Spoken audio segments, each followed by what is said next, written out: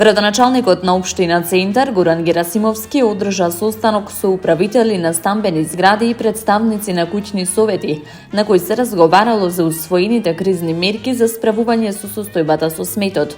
Герасимовски информираше дека управителите на состанокот добиле задолжение од општината итно да спроведат вонредна дератизација, дезинсекција и дезинфекција во сите стамбени објекти кои се под нивна надлежност. Се работи за алармантна ситуација, некои ме критикуваат дека не е моја работа да ги чистам улиците, но не се согласувам, секој од нас треба да даде личен пример. Секогаш кога имало криза, јас и мојот тим сме се вклучувале. Истото го правиме и со актуелната криза, истакна Герасимовски. Тој додаде дека на домаќинствата ќе им бидат доделени големи бесплатни кеси за отпад, кои добро се затвораат и потешко се кинат, со насоки до станарите уредно и одговорно да го фрлаат комуналниот смет.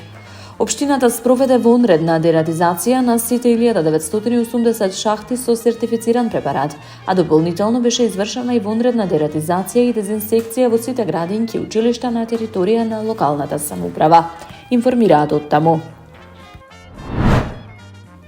Градоначалникот на општина Аеродром и кандидат за нов мандат Дејан Митевски најави решение за еден од најчестите проблеми со кои секојдневно се соочуваат граѓаните – недостатокот на паркинг места и хаосот во сообраќајот. Наместо нереални ветувања за катни гаражи кои бараат години и милионски буџети, општината се насочува кон брзо и практично решение – воведување еднонасочни улици со обележани ленти за паркирање.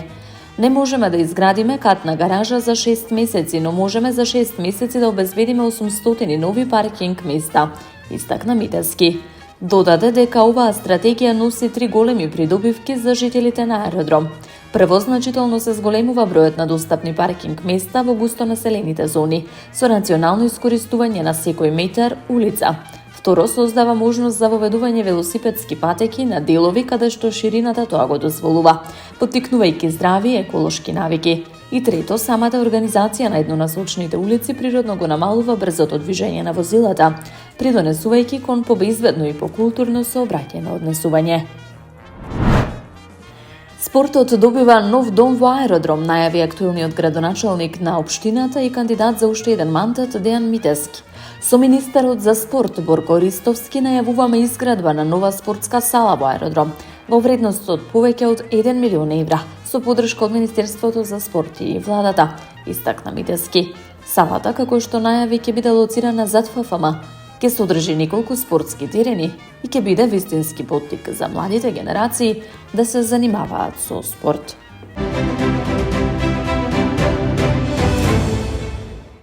Од јавното предпријатие Паркинзи на општина Центар информираат дека над 120 хаварисани возила се веќе отстранети од јавните површини во Центар. Создаваме почист, побезбеден и поуреден центар за сите граѓани. Апелираме до собствениците на хаварисани возила да се приклучат на акцијата на јавното предпријатие Паркинзи на општина Центар. Бесплатен транспорт до отпад, средствата од откупот директно на вашата сметка, информираат од предпријатието. Од таму велат, пријавете го вашето хаварисано возило на 076 350 767 и помогнете ни заедно да изградиме подобра урбана средина, велат од ПОЦ.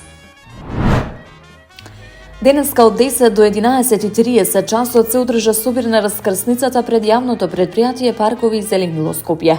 Персоналот од ова државно предпријатие бара надоместок на септемвриската плата, надоместок на К15, јубилеен надоместок, новогодишен додаток, надомест за работници со преостанато работно време и надоместок за помош за починат член во семејството.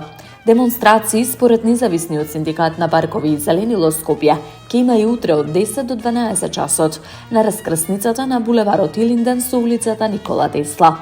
Се продолжува рокот на штрајкот во мирување заради запазување на сите законски процедури кои предвидуваат регуларен штрајк. Пробуваме да ги исцрпиме сите законски и демократски средства, да успееме да се договориме мирно, изјави Атанас Ѓоргиевски, председател на независниот синдикат на Паркови и зеленило Скопје.